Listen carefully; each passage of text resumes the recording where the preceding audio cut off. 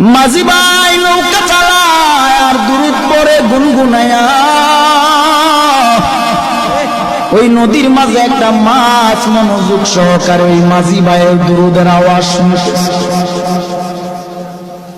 হঠাৎ এক জেলে এসে ওই মাছটাকে মেরে নিয়ে গেল। নিয়ে যাওয়ার পর বাজারে নিল, বাজারে নেওয়ার পরে বিক্রি করে। মাছটা মনোযোগ সহকারে নবীর দুরূদ শুনতেছে, আর ওই দিক দিয়া জেলে ভাই মাছটাকে ধরে নিয়ে গেলেন বাজারে বিক্রি করে। হঠাৎ করে আবু বকর বাজারের দিকে গেলেন, বাজারে যাইয়া মাছটা ক্রয় করলেন। নবীজিকে রহমাতুল লিল আলামিনকে দাওয়াত করেছে আবু বকরের বাড়িতে নবী খেতে আসবে। সুবহানাল্লাহ। আবু বকরের বাড়িতে আমার নবী খেতে আসবেন। মাছটা কিনে বাড়ি নিয়ে বিবির কাছে বললেন, বিবি তুমি মাছটা সুন্দর করে রান্না করে তৈরি করে নাও, রহমাতুল লিল আলামিন আজকে আমার বাড়িতে খেতে আসবে।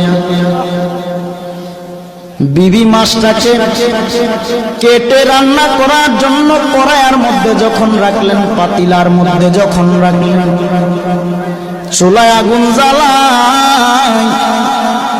এরে বাবা, চুলার আগুন বারবার নিভে যায়। আবু বকর চিন্তা করে দেখলেন মাছটাকে রান্না করার জন্য রেডি করে আগুন নিভে যায়, চুলায় আগুন জ্বলেন।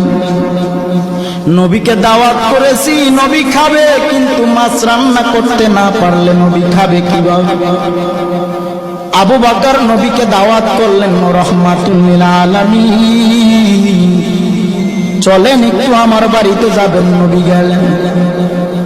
যাওয়ার পর আবু বকর সম্পূর্ণ ঘটনাটা খুলে বললেন, নবী মাছ ক্রয় করলাম, বিবিকে দিলাম, কেটে রান্না বসাবে, চুলায় যতবার আগুন দেয় আগুন নিভে যায়। আল্লাহর নবী রহমাতুল লিল আলামিন ডেকে বলেন, ও আবু বকর, দুনিয়ার আগুন কেন জাহান্নামের আগুন এই মাছটাকে পোড়াতে পারবে না?